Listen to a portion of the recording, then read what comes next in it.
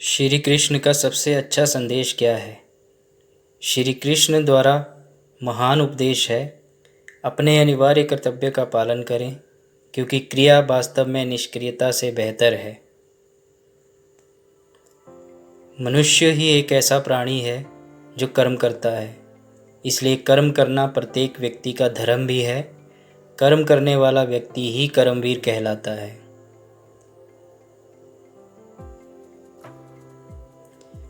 गीता में भगवान श्री कृष्ण ने कर्म करने का संदेश दिया है और कहा है, कर्म करते रहिए, फल की इच्छा मत कीजिए, फल देने वाला ईश्वर है। तुम्हें जो कुछ करना है वह करो, लेकिन लालच से नहीं, अहंकार से नहीं, वासना से नहीं, ईर्ष्या से नहीं, बल्कि प्रेम, करुणा, विनम्रता और भक्ति के साथ।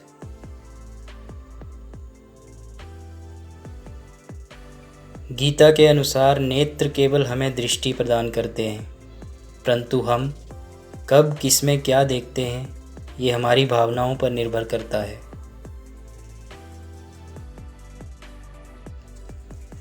श्री कृष्ण कहते हैं कि मनुष्य को स्वयं को ईश्वर में लीन कर देना चाहिए। ईश्वर के सिवाय मनुष्य का कोई नहीं होता है। इसके साथ ही ये मानकर कर्म करना चाहिए कि वह भी किसी का नहीं है। बिना किसी शर्त के प्यार करना, बिना इरादे के बात करना, बिना वजह देना, बिना उम्मीद के परवाह करना, यही सच्चे प्यार की भावना है।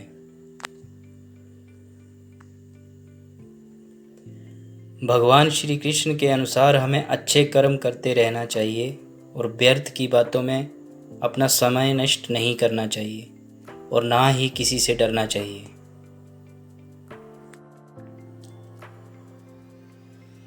भगवान कृष्ण ने मुश्किल घड़ी में पांडवों का साथ देकर ये साबित कर दिया कि दोस्त वही अच्छे होते हैं जो कठिन से कठिन परिस्थिति में भी आपका साथ देते हैं।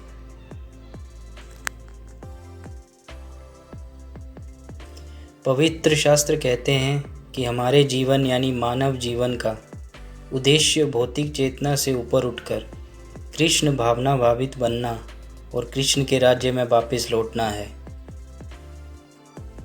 और यदि हम ऐसा नहीं कर रहे हैं और केवल भौतिक गतिविधियों में ही फंसे हुए हैं, तो हम अपना मानव जीवन बर्बाद कर रहे हैं।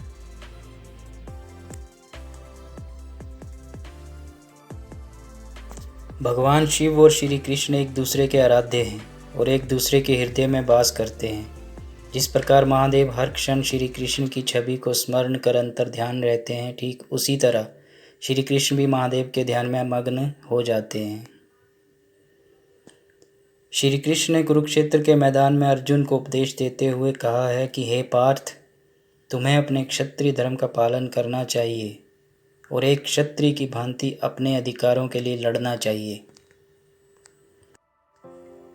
यही तुम्हारा धर्म है। श्री कृष्ण ने अपना उपदेश गायन के माध्यम से दिया था, इसलिए इसे गीता कहा जाता है।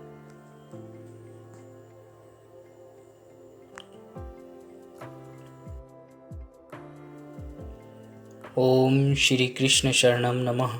ये मंत्र प्रिय भगवान श्री कृष्ण का आह्वान है, जहां आप उनसे प्रार्थना करते हैं कि वे आपको अपनी शरण में ले लें, अपने आप को अत्यंत भक्ति के साथ उनके प्रति समर्पित कर दें।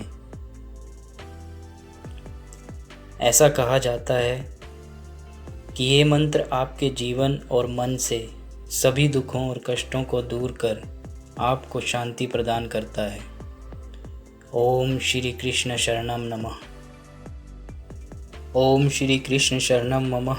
ओम श्री कृष्णाय शरणम नमः। भगवान कृष्ण के भक्त भगवान को याद करते हुए और उनका आह्वान करते हुए इस मंत्र का जाप करते हैं। मंत्र हमें दिखाता है कि इस दुनिया में और उससे परे सब कुछ भगवान का है। ओम श्री कृष्ण शरणम मम। ओम श्री कृष्णाय शरणम मम।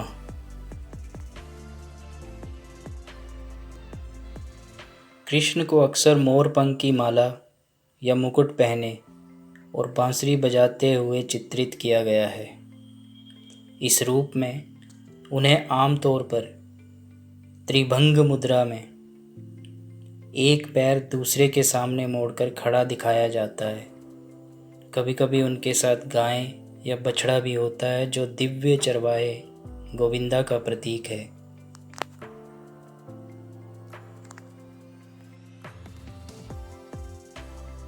गीता में भगवान कृष्ण का एक उपदेश बताता है कि मनुष्य को सदैव अभ्यास करते रहना चाहिए।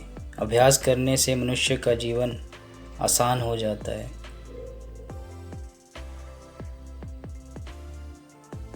ऐसे में यदि किसी व्यक्ति का मन अशांत है तो उसे नियंत्रित करने का अभ्यास ही सबसे अच्छा मार्ग है।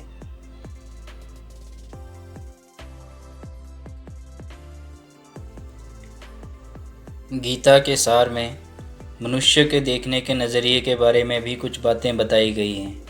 इसमें लिखा गया है, जो व्यक्ति ज्ञान को और कर्मों को एक रूप से देखता है,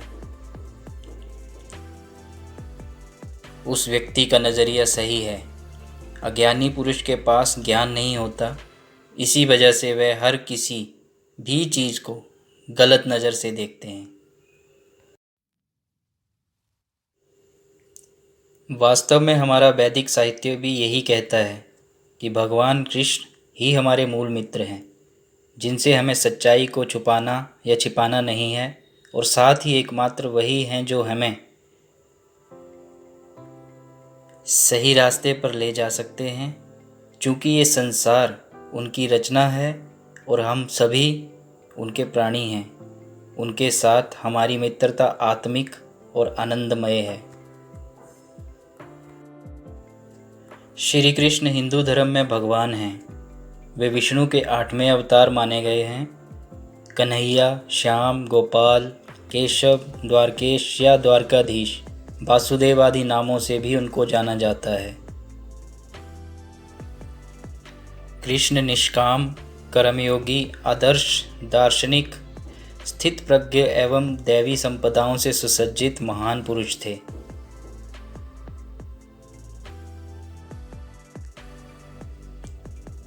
भगवद गीता में भगवान कृष्ण ने कहा है कि सब कुछ किसी कारण या अच्छे कारण से होता है। जीवन में जो कुछ भी होता है अच्छे के लिए होता है, और उसके पीछे हमेशा कोई कारण या कारण होता है। उन्होंने ये भी उल्लेख किया है कि हम सभी एक ही रचयिता ईश्वर की संतान हैं। ईश्वर सर्वोच्च भक्ति है और ये संसार उसी के द्वारा संचालित होता है।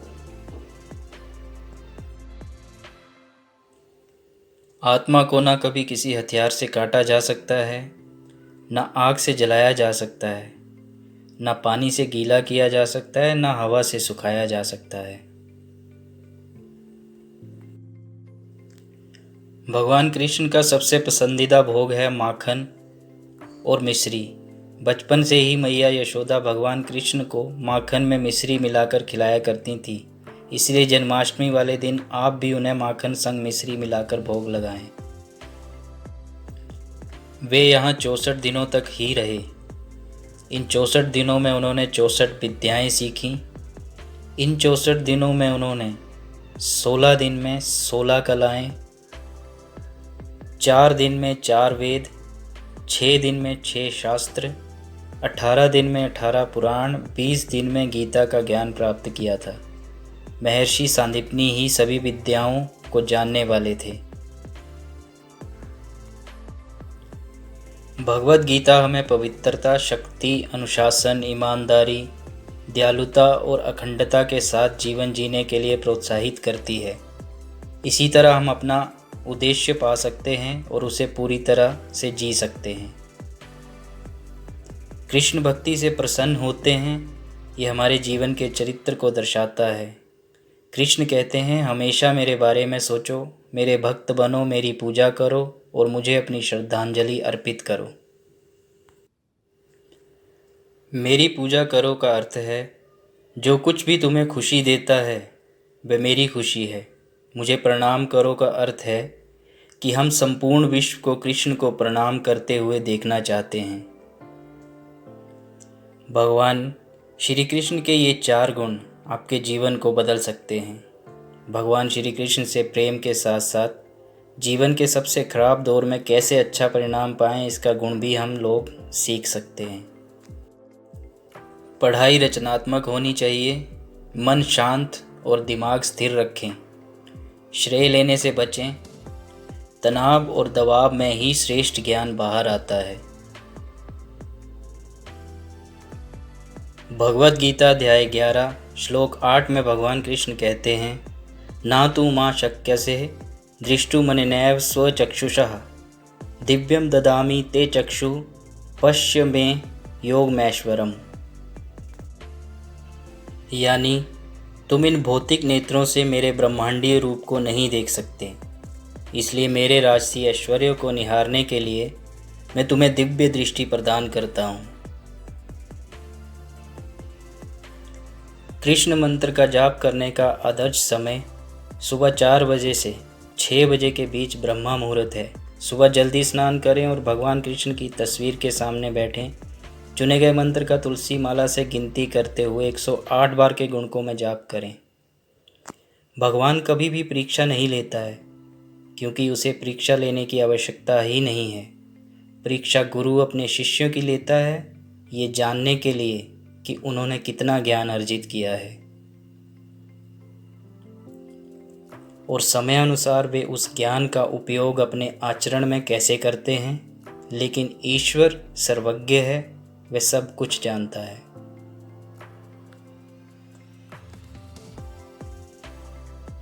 भगवान कृष्ण अर्जुन से कहते हैं, कर्मण्येवाधिकारस्ते मां फलेषु कदाचन मां कर्म फल हेतु भूर्मः ते संगो अस्तित्व कर्मणि। अर्थात कर्म ही पूजा है, कर्म ही भक्ति है, इसलिए कर्म को पूरे मन से करना चाहिए। कृष्ण ने अर्जुन को कर्मयोगी बनने के उपदेश दिए।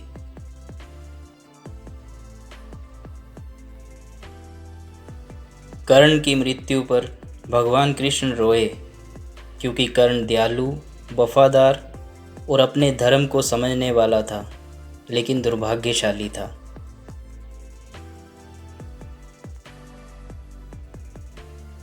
कृष्ण का सुंदर रूप लोक कथाओं का विषय है, लेकिन चित्रों और मूर्तियों में आमतौर पर उन्हें नीले रंग में दर्शाया जाता है, लेकिन वास्तव में उनकी त्वचा का रंग गहरा था। अध्यात्मवादियों का मानना है कि उनकी सर्वसमावेशी चुंबकीय आभा का रंग नीला था और इसलिए उन्हें आमतौर पर नीले रंग के रूप में चित्रित किया जाता है। गीता ने इस प्रश्न का निर्णायक भाषा में उत्तर दिया है। इच्छा रहित कर्म द्वारा कर्म के फल का त्याग करके सभी गतिविधियों को ईश्वर को समर्पित करके, अर्थात स्वयं को शरीर और आत्मा के प्रति समर्पित करना चाहिए। मन को 11वीं इंद्रिय माना जाता है, जो ज्ञानेंद्रियों और कर्मेंद्रियों के बीच नियामक का काम करता है। ये इंद्रियां और मन हमारे ज्ञान और कर्म के साधन मात्र ना होकर इस संसार को भोगने के भी साधन हैं। संसार का सुख भोगने में मन विचार और कल्पना के द्वारा भी सहायता करता है। मनुष्य का मन संसार की सबसे अशांत चीज़ है। गीता में आत्मा, परमात्मा, भक्ति, कर्म, जीवन आदि का बृहद रूप से वर्णन किया गया है। गीता से हमें ये ज्ञान मिलता है कि व्यक्ति को केवल अपने काम और कर्म पर ध्यान देना चाहिए। साथ ही कर्म करते समय इस बात का ध्यान रखना चाहिए कि हम जो भी कर्म कर रहे हैं उसका फल भी हमें निश्चित ही प्राप्त होगा।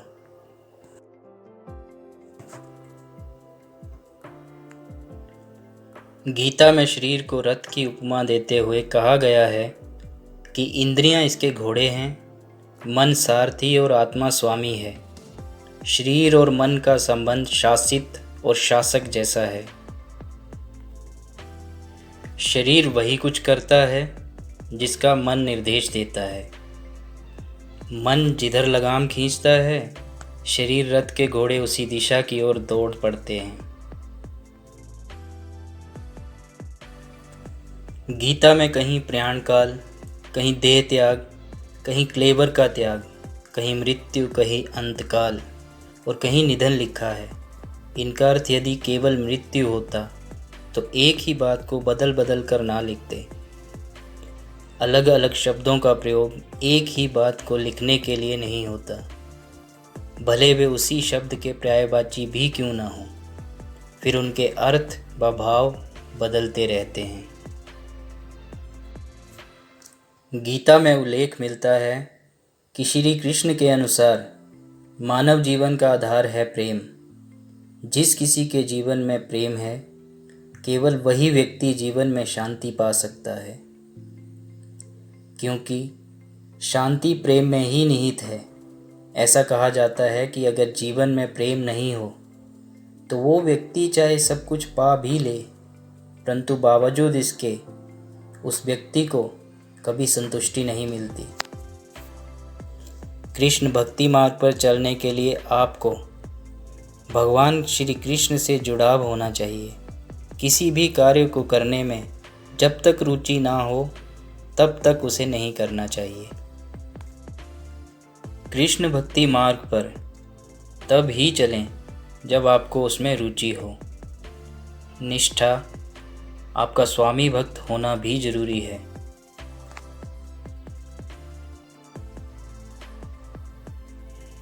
तुम्हें जो कुछ करना है वह करो, लेकिन लालच से नहीं, अहंकार से नहीं, वासना से नहीं, ईर्ष्या से नहीं, बल्कि प्रेम, करुणा, विनम्रता और भक्ति के साथ।